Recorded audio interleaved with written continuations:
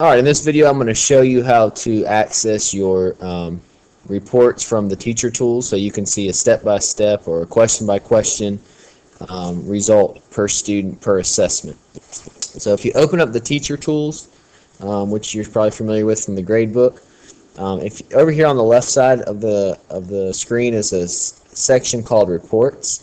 And what you can do within the report section is you can look at student comparison, class performance, or student performance. In order to find the question-by-question results, I want to look at student performance or class performance. Either one will work. I'm going to show the example from the student perspective so that you can get individual student-by-student results. If you want to get a whole class, you can go to class performance. So to find results for the assessment, I'm just going to simply click on student performance. From there, I'm going to go to question performance when it asks me to choose a report type. And once I do that, I'm done with number 1. I look at number 2 over here, and it says choose the report parameters. From here, I've got to choose what class I want to get the report from. So in this case, I only have one class in my file. You may have more than one class. I'm going to choose that class, or I could choose all classes. And then it's going to break down and ask me what students do I want to pull the report for. I could pull them for all my students in that class, or I could just choose one student. And in this case, I'm just going to choose one student. Click OK. And then down here, finally, it's going to ask me about the type of assessment.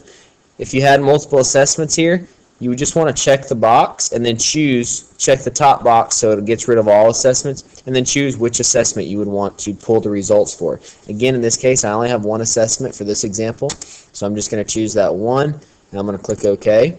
And then down here, it's going to say, do you want to preview it, save the report, export it, or create a PDF? I personally like to preview it first so I can see what I'm getting. Here's the student, here's the questions, this is what he put, and then here are the correct answers. If I exit out of this, I can then come to the create PDF since I saw that's what I want. It will then create a PDF. It's going to name it for you. I'm going to place it on my desktop so I know exactly where it is. Click Save, and now it creates a PDF report for that one student. Again, if I had done multiple students, I would get multiple reports. If I had 20 students and I chose all 20, I'd get 20 different PDF files on my computer. If I pull that up, I can then look at it and see. So if you don't want 20 on there, that is a lot. If you just want enough to, if you just want your whole class, then choose class performance, and you can do it that way, where it will give you kind of an idea of how your class did. But for individual student information, you do need to choose student performance.